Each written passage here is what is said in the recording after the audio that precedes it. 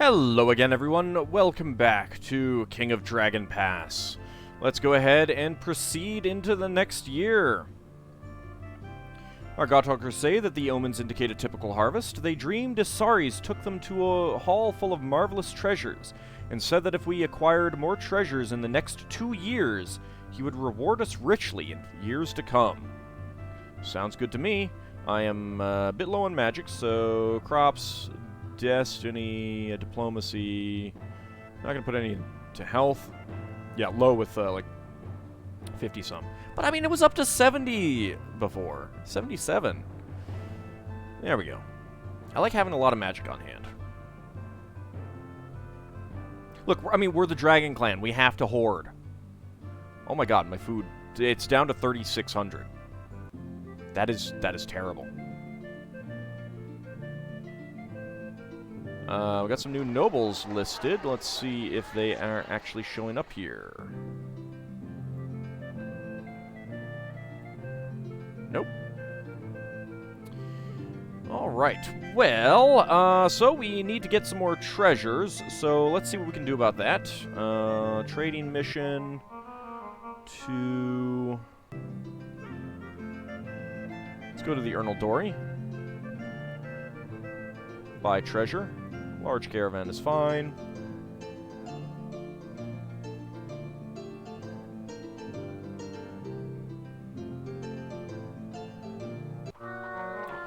Too many hunters for the wildlands, oh no!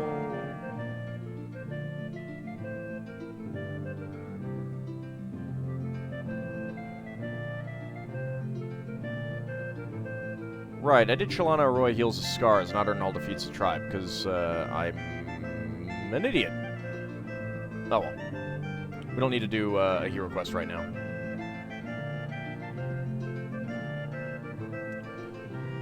Let's see, what else? I suppose I could send out someone else. You're really the, yeah, you're second best at bargaining.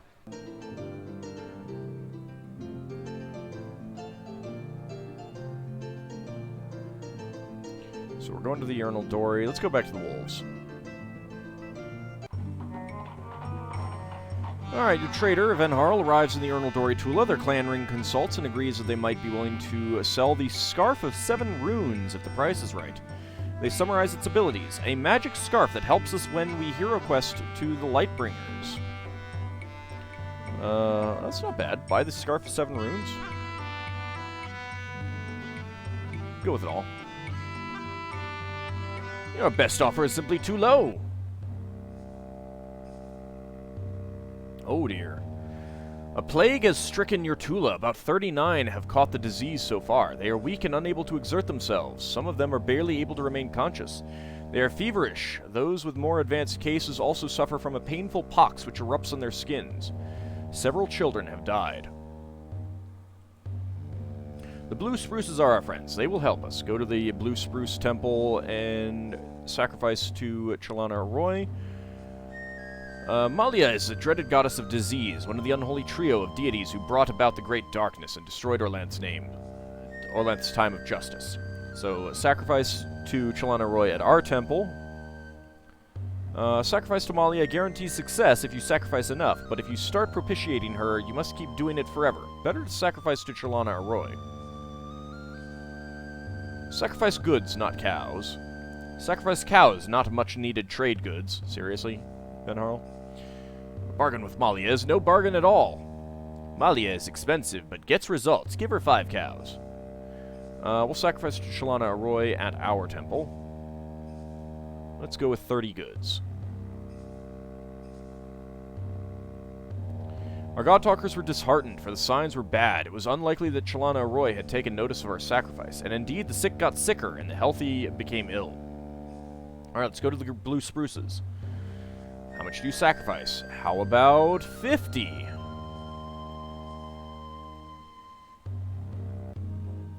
Our god talkers said that the signs were good. The merciful goddess looked upon our sacrifice with favor, and indeed the sick recovered.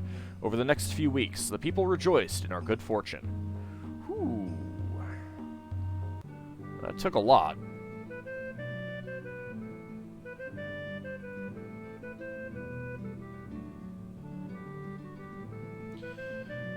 Well, we seem to be okay, though. Alright, let's fix up our patrols. Let's do a cattle raid on the turtles.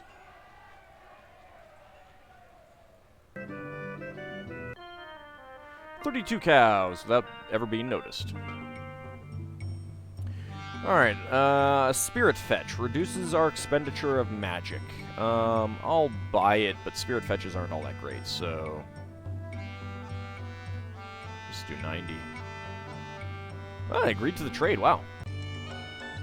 Oh my. Word reaches you that a dragon has repeatedly visited the Tula of the clan Six Brothers of the Aranwith tribe and laid waste to their steads with its fiery breath. When Kallai hears the news, he jumps from his throne, exclaiming that this was the first test, which the Marangor crone priestess had foretold. Alright, tell the dragon that a new time has come, or engage the dragon in a riddling contest. I must hasten to the Tula of the Six Brothers and meet my fate. Our ancestral sagas do not concern themselves with dragons, either as friends or as foes. The Orlanthi, who were friends to dragons, were mostly eaten when the Empire of Worms' friends was destroyed. I'm not sure any number of warriors is enough to tame a dragon. Send no warriors. The dragon will interpret this as a peaceful gesture. Small dragons like this are but the dreams of the real dragons, the ones who are as big as mountains. A riddling contest, what fun! Tell the dragon that your people have always been dragon friends. That's not true. Tell the dragon that Kallai is a dragon friend. Not sure if that's true. Tell the dragon that a new time has come. That might work. Stay at home. Bad idea. We'll engage it in a riddling contest. Do you send warriors with the king? No. As I said, that would be interpreted as a sign of aggression. Alone, Kallai went to the Six Brothers' Tula, where the dragon soon appeared. Kallai approached it and invited it to join a riddling contest. The dragon seemed surprised at first. Then it reached for Kallai and grabbed him in one of its great claws. Then the dragon said, "By asking for a riddle, you have answered one, and completed the first of your tests. I shall now give you a puzzle in return, one which you do not have to answer." It rubbed the king up against its iridescent scales. The king was alarmed at first, but the gesture seemed to be a friendly one. Then it disappeared as if it had been nothing more than a dream. We win! Well, that thing.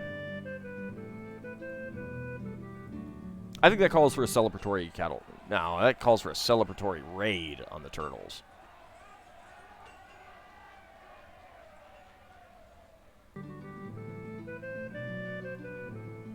Let's call on the Blue Spruce. Alright, the Blue Spruce has sent 36 warriors. We eluded the turtle patrols, and our 26 weapon thanes and 200 footmen are facing only 2 weapon thanes and 74 swordsmen. Plunder, charge! Sacrifice to Humakt.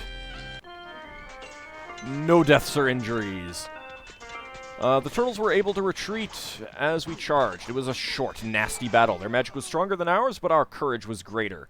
We drove the turtles from the battlefield and were able to plunder their Tula. Our share of the plunder was 29 cows and 5 horses. We took 11 cows worth of loot. I think we killed or injured all of them. Oh. One of your Carls, Orstalor, was injured by an arrow while helping to clear a forested patch of the Tula.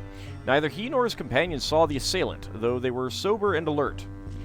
The arrow is simpler than those used by your people. It is crafted from a single piece of wood and unusually sharp. Apart from tending to Orstalor's wounds, what do you do? Perform a ritual of divination to identify the assailant. Well, it's going to be the elves.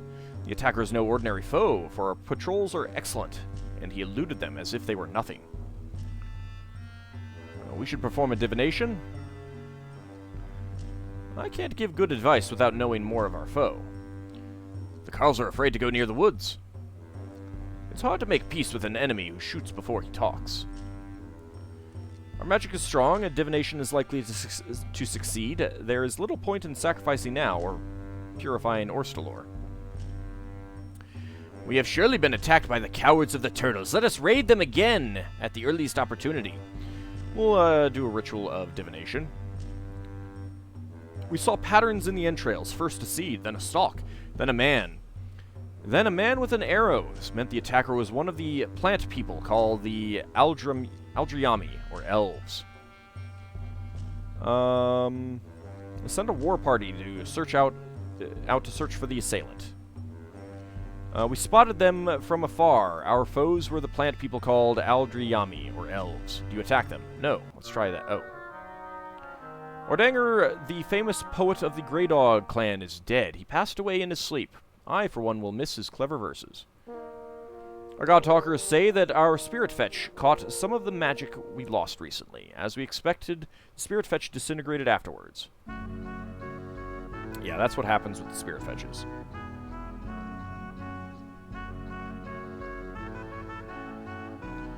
Well, I need to go get another treasure then.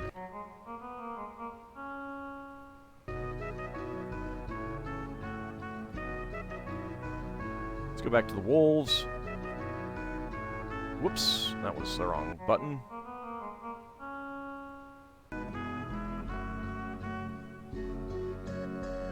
Buy a treasure.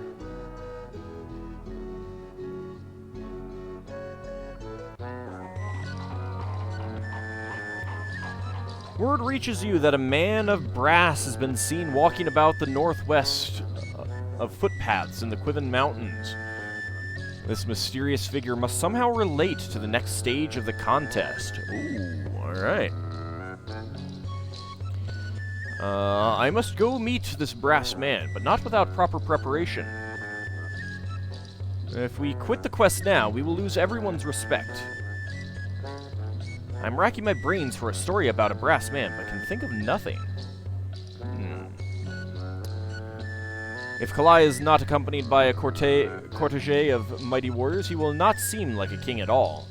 Our magic is strong, so a divination will be reliable.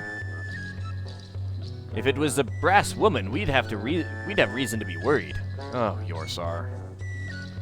Let's conduct a divination. Spirits of our ancestors said that Kallai would be in great danger because the brass man would not be favorably disposed towards him. He should take many warriors and give a treasure as a gift. Oh.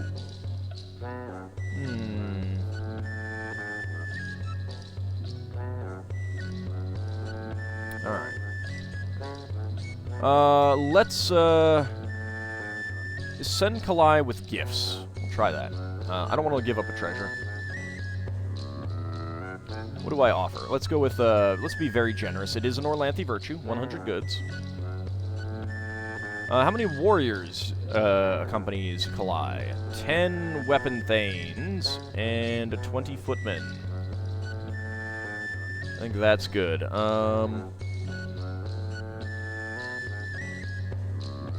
We want him to seem like a king, and 30 armed warriors is pretty good.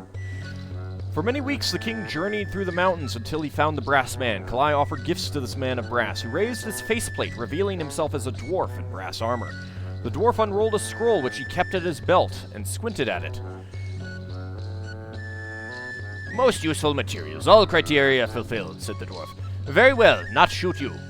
The dwarf kept walking. Kallai shouted after him, asking if he had gained his favor. Yes, yes, said the dwarf. Not waste time. Schedule, schedule.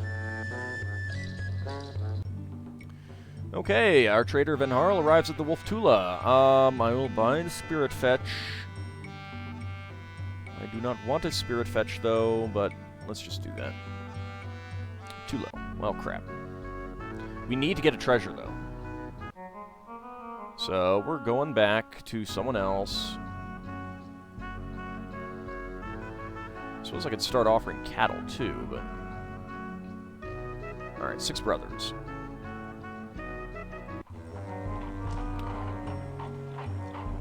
Suddenly, there are snakes everywhere!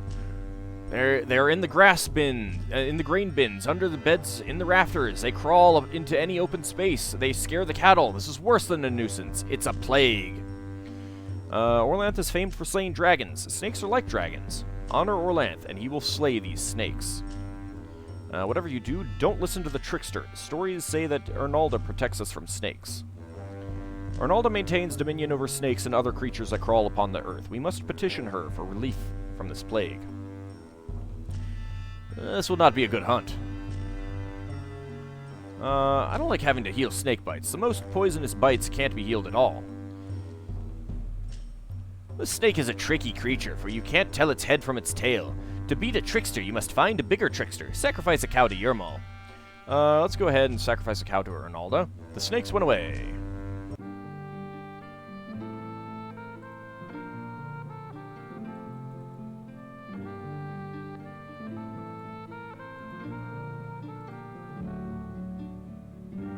I feel like I don't have enough cropland.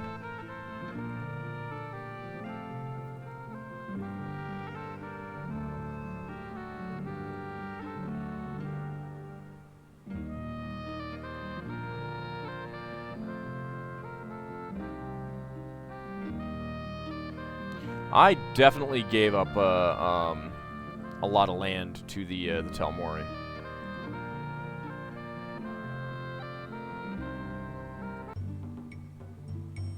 Alright, your trader, Van Harl, arrives at the Six Brothers Tula. The clan ring consults and agree... Oh, Spirit Fetch.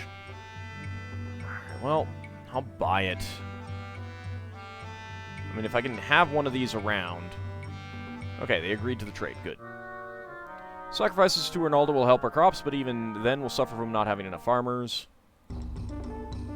Being raided by the trolls. 6 dark trolls and 116 trollkin. Our patrol spotted them, and all 35 weapon thanes met them, as well as 276 of the feared. Alright, skirmish. Drive them off. The trolls had to charge through a devastating hail of missile fire. Olende dodges a dark troll berserker's charge and collects his wits for the fight to come. How should he fight? Fight bravely. Olende saw that we had not prepared enough torches. He grabbed a huge bundle of torches and ran among our warriors, giving each man or woman a lit brand so that they could see to fight. No deaths or injuries. It was a short and nasty battle. Our magic blew away theirs. We drove the trolls off, and their survivors left without plundering our Tula. Now that Kallai has tamed the dragon and won the brass man's favor, it is time for him to mate with the mountain. Your god talkers say that the mountain must be Carofin, mother of Orlanth and guardian to Dragon Pass. What does Kallai do in preparation for this mystical meeting? Just end your attempt to become king of Dragon Pass. I can only pray that the goddess finds me worthy. We must learn how to please Carofin, order divination. This could be risky. Go into seclusion for 3 days and 3 nights.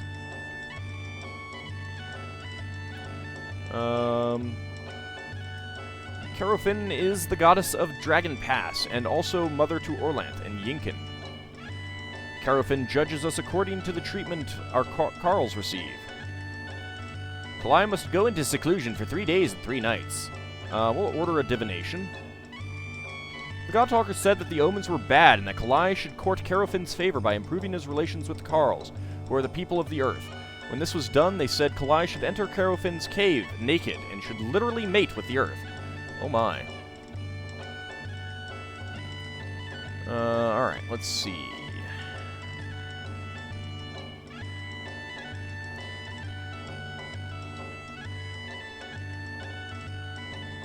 Let's give gifts to the tribe's Carls. That should be enough. How many warriors does Kallai take with him to the mountains? I cannot take 0. Huh.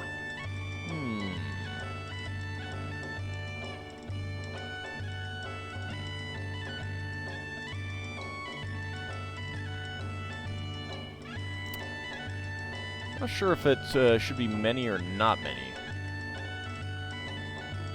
That's... I'm actually trying to look up, double check, but I'm not sure.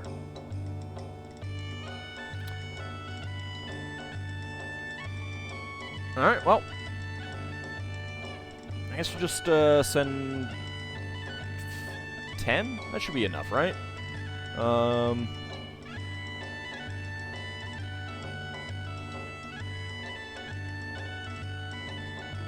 Yeah, we'll go with 10. Kallai travels to the mountain and finds a cave there. What does he do? Compose a poem and recites it to the mountain. Gets down on bended knee and asks for Carofin's permission to marry the Feathered Horse Queen. Removes his clothes and enters the cave, enacting a mating ritual. Removes his clothes and enters the mountain, literally mating with the earth. Well, let's do that. The mountain shook, and Kallai knew that he had gained the blessing of Carofin, and with it, sovereignty over Dragon Pass. As he exited the caves, he saw the ghost of all of his clan's dead Carls gathered below. The ghosts cheered for him, heralding this great turning point in the history of Dragon Pass. Kallai has passed the tests, and now returns to the land of the people you once called Horsespawn, and are now trying hard to remember as grazers. There he plans to tell the Feathered Horse Queen that he has passed the Earth tests. What does he say to her? I will be ready when the wedding day arrives.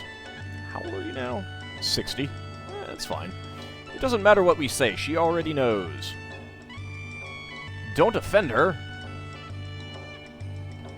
I don't know. A wise king is as parsimonious with his words as he is with his cows.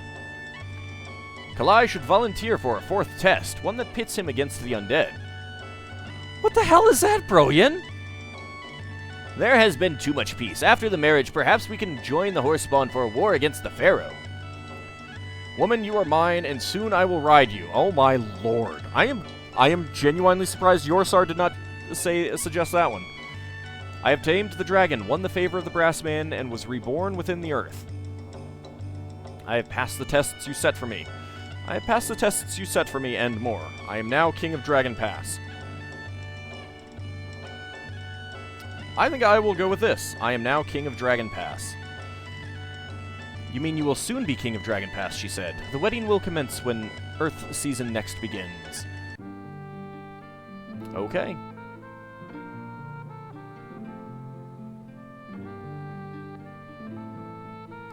Well, farmers feel secure. Clan mood is jubilant. Weapon thanes are unshakable. Let's have a feast. Large feast. Invite the neighbors.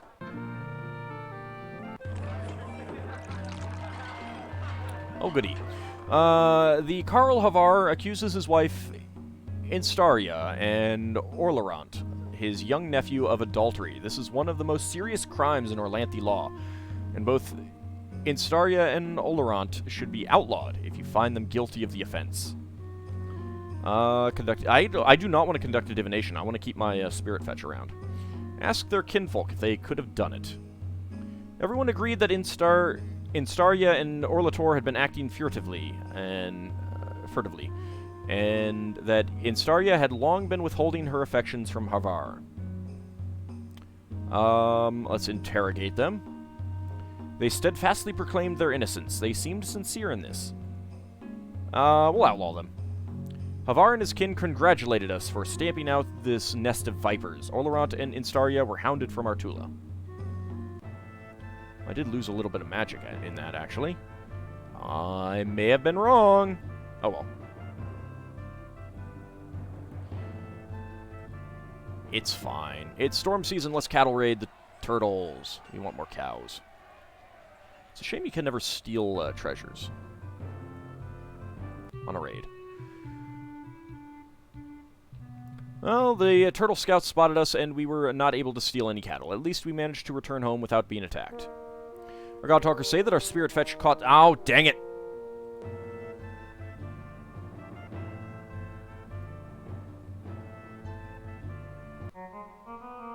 Alright, I'm actually going to send Estivos, because I want Venharl on the ring. We may only get spirit fetches at this point. I don't know.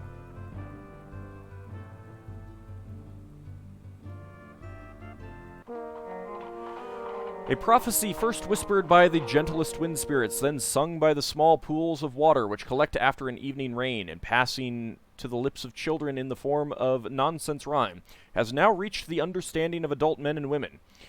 It says, many years ago, the dragon's firstborn son was sent to the protection of the island of hills, but the chieftains of that land were capricious and cruel, or maybe just crazy, and proved a greater threat to the safety of the dragon's son than anyone else. Long has he been in bondage, but now from the ashes of the dragon, a great carriage arises. A carriage designed by Golden Tongue. Those who help build it will be rewarded by the freedom of the dragon's son, and a glorious new day will begin. And that ends the year. 48 babies were born. We initiated 37 children as adults. The clan has 34 more people, 22 fewer head of cattle, 8 more horses, and 157 more sheep than we did last Sacred Time. We produced 1,452 and ate 1,578 bushels of food. 284 were lost due to spoilage. Our crafters produced 218 cows worth of goods. Our market made a profit of 56 cows worth of goods. I may just sacrifice a crap ton of sheep to get food. I don't know. We'll see. But when we come back next time, we'll see if our marriage to the Feathered Horse Queen proceeds. See you next time, everyone.